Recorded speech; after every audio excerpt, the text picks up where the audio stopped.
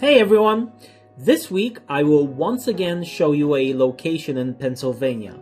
It's sort of like part 2 of last week's video, so if you have not seen it, definitely check it out and enjoy my brilliant professional editing skills.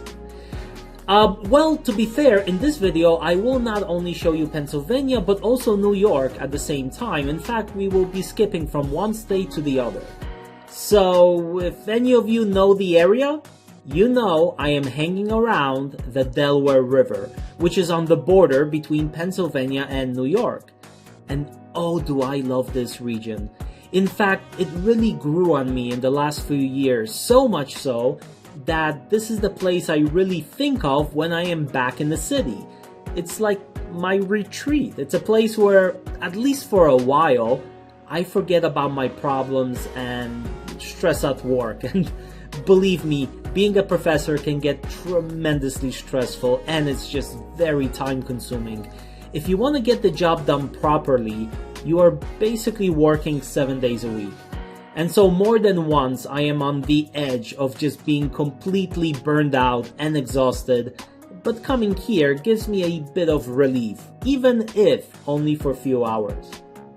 I especially like to walk here on Scenic Drive, where we have a cemetery which was established in the early 1800s with graves dating back to the earliest settlers, the American Civil War, and right here, the unknown soldier grave from the Battle of Minisink in 1779. So, a battle from the American Revolution which took place not far away from here, just across the Delaware River in New York.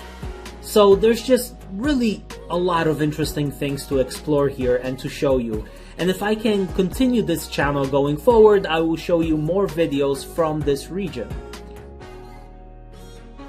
But what I really want to focus on in this video is that structure right there in the distance. Roebling's Delaware Aqueduct. So, John Roebling was responsible for the creation of the legendary Brooklyn Bridge that is so dear to me, and I pass it at least twice a week when I'm going to work.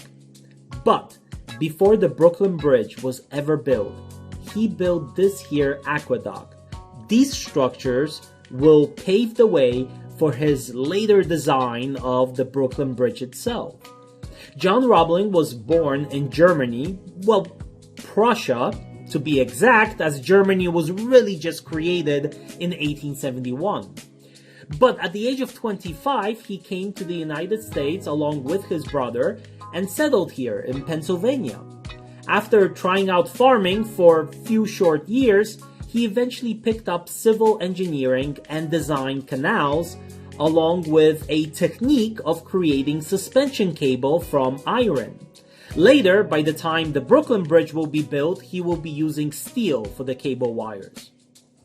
This here aqueduct is 1 out of 4 he helped design and build for the Delaware and Hudson Canal Company from 1847 to 1851, which transported things like coal from Pennsylvania to New York City. So today, this is a one-lane, basically car bridge, but here in the center, boats used to cross the Delaware River, connecting the company's canals from both sides. In fact, the National Park Service that maintains this structure has a great picture here showing you exactly how this worked. So you see I am standing on the Pennsylvania side, and then the aqueduct would allow the boats to travel to the other side and link with a canal on the New York side. Oh, and you also see Minisink Ford on the right-hand side, New York, where the battle from the American Revolution took place that I mentioned earlier by the grave of the unknown soldier. But here, as I walk across and now standing on the New York side, you see the canal that was once used below me. This aqueduct was tremendously important as it saved a lot of time for boats to cross to the other side, and hence it made the canal company better able to compete with the railroads which were operating in the area. So the aqueduct itself does not have too much decoration, just maybe a little here, but it was a tremendously complex engineering design for its time. And as you walk over to the New York side, you can see the cable wires which are holding up the aqueduct. So next time you will see the Brooklyn Bridge and walk across it, you know it all began here. And to me, that is just so amazing, and I am really, really grateful that not only am I able to experience this beautiful place, but also, in a way, trace some of the steps of John Roebling and see his evolution from here to the Brooklyn Bridge. I mean, the other thing is, I'm saying today it's a very peaceful and beautiful place to relax, and it really is, but in the 1800s, this certainly was not that place. It was probably busy and noisy with action, from the building of the aqueduct itself to canals, railroads, coal mines, timber being cut, blacksmiths, and so on and so on. It really had to be a lively atmosphere here.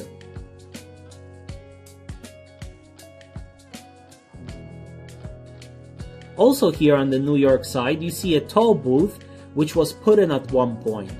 The canal company did eventually shut down, and the aqueduct was converted into a private toll bridge for wagons and the earlier cars around 1900.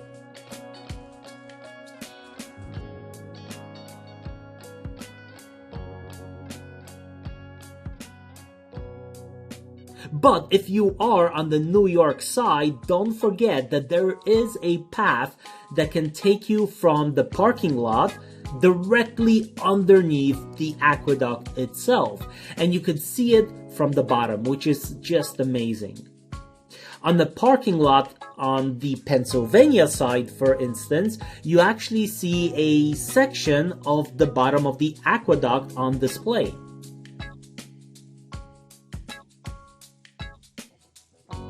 And so here, you see the whole thing, which is pretty cool.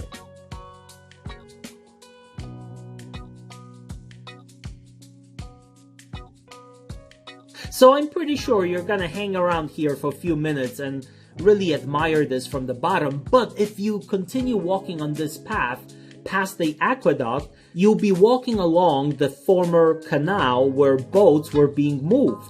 Hence, you can still see some of the remains and the traces of the old stone walls.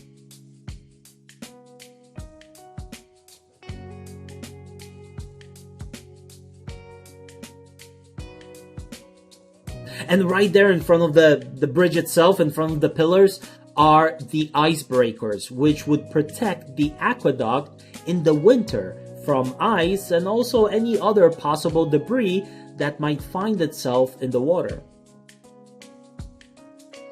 Walking back on the other side from New York going now into Pennsylvania, you can see them clearly from the top.